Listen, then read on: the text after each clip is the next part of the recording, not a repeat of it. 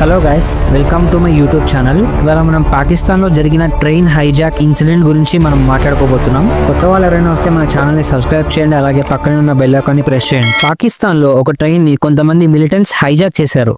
ఈ ట్రైన్ అనేది బలూచిస్తాన్ నుంచి ఖైబర్ పఖ్తుంఖు అనే ప్రాంతానికి వెళ్తుంది. అయితే సడన్ గా బలూచిస్తాన్ రెవల్యూషన్ ఆర్మీ ఈ ట్రైన్ పట్టాలని బ్లాస్ట్ చేశారు. దాంతో ట్రైన్ అక్కడే ఆగిపోయింది. ఆ ట్రైన్ లో ఉన్న 450 మెంబర్స్ ని బలూచిస్తాన్ రెవల్యూషన్ ఆర్మీ తమ కంట్రోల్ లోకి తెచ్చుకుంది. ఈ ఇన్సిడెంట్ జరిగిన తర్వాత పాకిస్తాన్ గవర్నమెంట్ కి ఆ ట్రైన్ లో ఉన్న 450 మెంబర్స్ ని ఎలా కాపాడాలో పెద్ద ఛాలెంజ్ గా మారింది. ఆల్రెడీ ట్రైన్ లో ఉన్న చాలా మంది పాకిస్తానీ సెక్యూరిటీ ఫోర్స్ ని ఈ మిలిటెంట్ గ్రూప్లు చంపేశారు. సో దీన్ని బట్టి ఏమర్థమైందంటే బలూచిస్తాన్ రెవల్యూషన్ ఆర్మీ పక్కా ప్లాన్ తోనే ఈ ట్రైన్ ని హైజాక్ చేసింది. నిజంగానే పాకిస్తాన్ 2 ముక్కలు కాబోతుందా? బలూచిస్తాన్ అనే కొత్త దేశం మన ఇండియా పక్కన రాబోతుందా?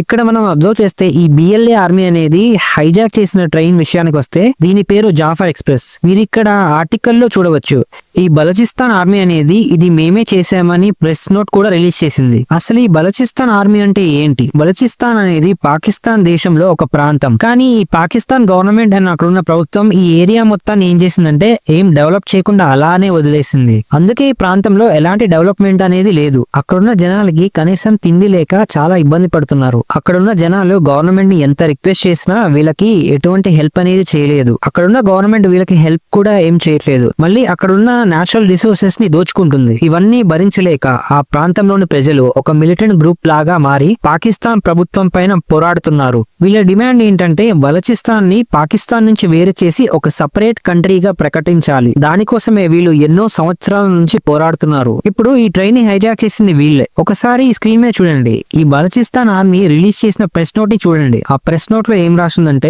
ట్రైన్ లో చిన్న పిల్లల్ని, మహిళల్ని మేము వదిలేస్తాము. వాళ్ళంతా ట్రైన్ నుంచి రిలీజ్ అయిపోతారు. వాళ్ళకు ఎటువంటి హాని లేదు. మేము మాత్రం పెద్దవాళ్ళు, అది కూడా మగవారిని మాత్రమే మా కంట్రోల్లో ఉంచుకున్నాం. ఈ బలూచిస్తాన్ ఆర్మీ దగ్గర 100 మంది హాస్టేజెస్ ఉన్నారు. అందులో పాకిస్తాన్ మిలిటరీకి చెందిన వాళ్ళు, పోలీసులు, యాంటీ టెర్రరిజం ఫోర్స్ కి చెందిన వాళ్ళు, ఇంకా ఐఏఎస్, ఇంటర్ సర్వీస్ ఇంటెలిజెన్స్ వాళ్ళే ఎక్కువగా ఉన్నారు. ఈ బలూచిస్తాన్ ఆర్మీ వాళ్ళు ఎటువంటి యాక్టివిటీ చేసినా ఈ 100 మందిని ఇక్కడికిక్కడే చంపేస్తాము అని వార్నింగ్ ఇచ్చారు. ఈ బలూచిస్తాన్ ఆర్మీ వాళ్ళు ప్రభుత్వానికి కనెక్షన్ ఉన్న వాళ్ళని మాత్రమే కంట్రోల్లో ఉంచుకున్నారు. మిగతా పిల్లల్ని, మహిళల్ని మాత్రం వాళ్ళ ప్రాంతానికి చెందిన వాళ్ళని వదిలేశారు. కానీ ఇక్కడ మనం ఒకటి అబ్జర్వ్ చేస్తే ఈ బలూచిస్తాన్ రెవల్యూషన్ ఆర్మీ వాళ్ళు చిన్న పిల్లల్ని, మహిళల్ని వదిలేయడం నిజంగా గొప్ప విషయం అని చెప్పాలి. కానీ మిగతా వాళ్ళు బయటకు వస్తారా లేదా అనేది ఈ పాకిస్తాన్ ప్రభుత్వం పైనే అక్కడ మిలిటరీ తీసుకునే యాక్షన్ బట్టి ఉంటుంది. ఇంకా ఈ పాకిస్తాన్ గవర్నమెంట్ అయిన అక్కడ ఉన్న ఆర్మీ ఏం చేద్దాం అనుకుంటుందంటే ఒక హెలికాప్టర్ నుంచి ఈ ట్రైన్ చుట్టుపక్కల బాంబుల్ని వేసి బ్లాస్ట్ చేస్తుంది. దీనివల్ల బలూచిస్తాన్ ఆర్మీ భయపడి పారిపోతుంది అని వీళ్ళు అనుకుంటున్నారు. ఈ బలూచిస్తాన్ రెవల్యూషన్ ఆర్మీ వాళ్ళు మొత్తం ట్రైన్ నే హైజాక్ చేశారు అండ్ వీళ్ళ కంప్లీట్ ఒక సెపరేట్ కంట్రీని డిమాండ్ చేస్తున్నారు. ఈ నెగోషియేషన్ లో కొద్దిగా తేడా వచ్చినా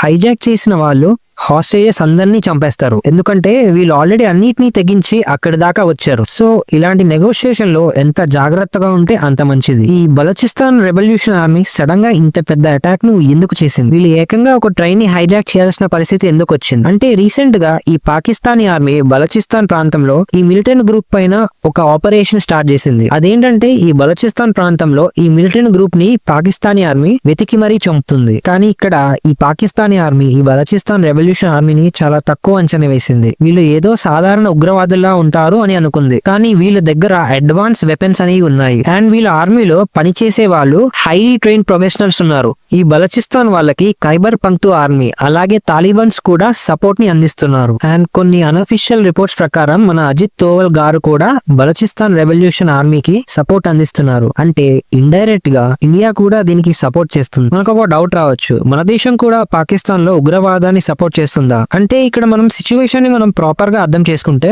మీ అందరికీ తెలుసు ప్రెసెంట్ బంగ్లాదేశ్ లో ఈ మొహమ్మద్ యూనస్ వల్ల ఇది కూడా పాకిస్తాన్ లాగే ఒక ఉగ్రవాది దేశంగా మారింది అండ్ అక్కడ ఉన్న హిందువుల పైన దాడి చేయడం, ఇండియాకు ఎగనెస్ట్ గా మాట్లాడడం మనం చూస్తున్నాం. అయితే రీసెంట్ గా Pakistani army and Bangladesh army చేతులు కలిపి ఎలాగైనా నార్త్ ఈస్ట్ రాష్ట్రాలను రిమైనింగ్ భారత్ లో డిస్కనెక్ట్ చేయాలని కుట్ర చేస్తుంది. ఇప్పటికీ వీళ్ళ ప్లాన్ పైన వర్క్ చేస్తున్నారు. రీసెంట్ గానే దాదాపు 2000 మంది ఉగ్రవాదులు మన నార్త్ ఈస్ట్ రాష్ట్రాల్లో ఎంటర్ అయినట్టు రిపోర్ట్స్ వచ్చాయి. దానికి పాకిస్తాన్ అండ్ బంగ్లాదేశ్ వాళ్ళు వాళ్ళు మన ఇండియాను డిస్టర్బ్ చేసే ప్రయత్నం చేస్తున్నారు. ఈ ప్లాన్ అనేది ఫెయిల్ అయ్యే విధంగా మన ఇండియా బలూచిస్తాన్ ఆర్మీకి అలాగే బంగ్లాదేశ్ ని టార్గెట్ చేస్తున్న అరాకాన్ ఆర్మీకి సపోర్ట్ ఇస్తున్నట్లుగా రిపోర్ట్స్ వస్తున్నాయి. పాకిస్తాన్ ముక్కలు కాబోయే ఛాన్సెస్ అనేది ఫ్యూచర్ లో ఉండొచ్చు. ఎందుకంటే ఈ పాకిస్తాన్ కేవలం బలూచిస్తాన్ మాత్రమే కాదు, కింద ఉన్న సింధు ప్రాంతం, పైన ఉన్న ఖైబర్ పంక్తిని ఇల్లీగల్ గా ఆక్యుపై చేసింది. ఈ అన్ని ప్రాంతాలు పాకిస్తాన్ నుంచి సపరేట్ అవ్వాలని చూస్తున్నాయి. ఇంకా పాకిస్తాన్ లో హైజాక్ అయిన ఈ ట్రైన్ విషయానికి వస్తే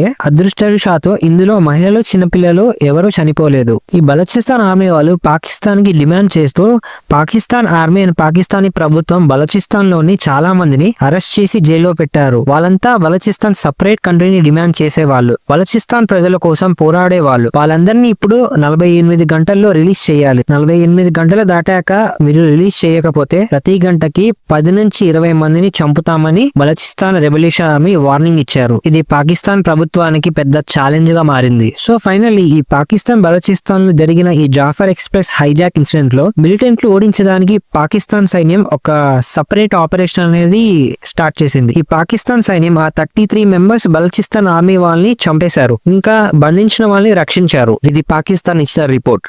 బిఎల్ఏ కూడా ఒక రిపోర్ట్ ఇచ్చింది.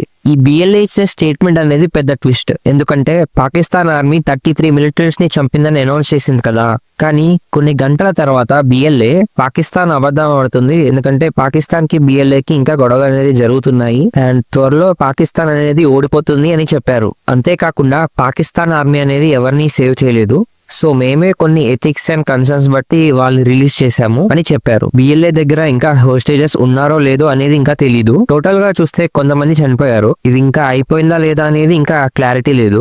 కానీ పాకిస్తాన్ మాత్రం ఆ ట్రైన్ దగ్గరికి ఎవరిని రానివ్వట్లేదు. రీసెంట్ గానే గ్లోబల్ టెర్రరిజం ఇండెక్స్ అనేది వచ్చింది. అంటే ఏ దేశంలో ఎక్కువగా ఉగ్రవాదులు ఉన్నారు అనే విషయం పైన రీసెర్చ్ చేశారు. ఒక లిస్ట్ ని రిలీజ్ చేశారు. ఈ లిస్ట్ లో పాకిస్తాన్ అనేది 2వ ప్లేస్ లో ఉంది. సిరియా కంటే ఎక్కువగా ఉగ్రవాదులు పాకిస్తాన్ లోనే ఉన్నారు. ఇక్కడ వరకు వీడియో చూసారంటే వీడియో నచ్చే ఉంటుంది. మరిన్ని historical content and facts and trending news కోసం మన ఛానల్ ని సబ్స్క్రైబ్ చేయండి. అలాగే పక్కనే ఉన్న బెల్ ఐకాన్ ని ప్రెస్ చేయండి.